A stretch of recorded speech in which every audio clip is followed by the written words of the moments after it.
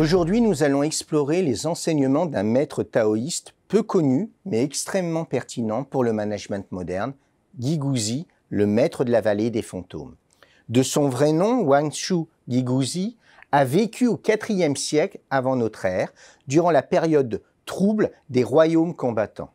Ses écrits, comparables en influence à ceux de Zhou, se concentrent sur l'art de la persuasion et de la manipulation. Voyons comment ces préceptes peuvent transformer notre approche du management.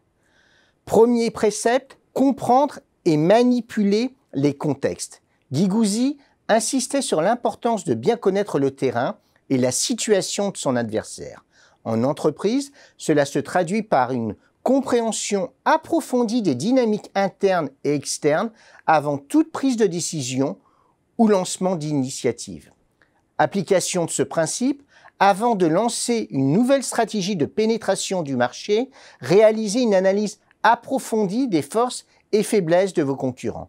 Par exemple, si vous êtes dans le secteur technologique, identifiez les failles des produits concurrents via des études utilisateurs détaillées et des benchmarks techniques. Utilisez ces informations pour positionner votre produit de manière à combler ces lacunes et ainsi capturer une part de marché importante. Deuxième principe, l'art de l'observation et de l'écoute. Guigouzi est un maître dans l'art d'observer et de comprendre les autres pour mieux les influencer. Pour un manager, cela signifie exceller dans l'écoute active et l'observation des comportements. Application de ce principe, implémenter des évaluations à 360 degrés où les employés reçoivent des retours de leurs collègues subordonnés et supérieurs.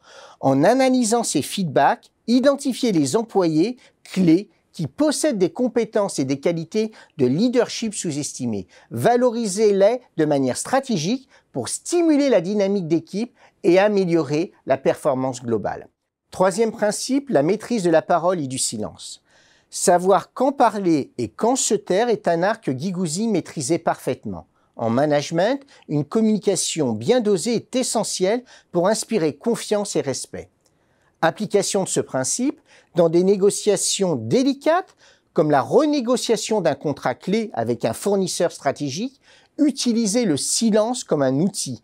Posez des questions précises et laissez le silence s'installer, poussant ainsi l'autre partie à combler ce vide avec des informations potentiellement avantageuses.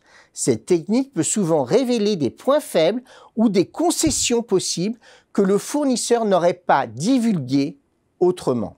Quatrième principe, identifier et exploiter les failles. Guigouzi prône l'identification des vulnérabilités pour les exploiter stratégiquement. Pour un manager, cela signifie comprendre les points faibles des concurrents ou des processus internes afin de renforcer sa position.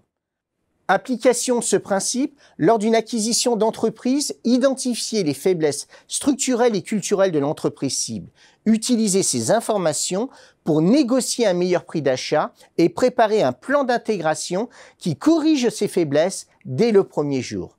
Par exemple, si l'entreprise cible a une faible rétention des talents, prévoyez des programmes de développement professionnel pour combler cette lacune.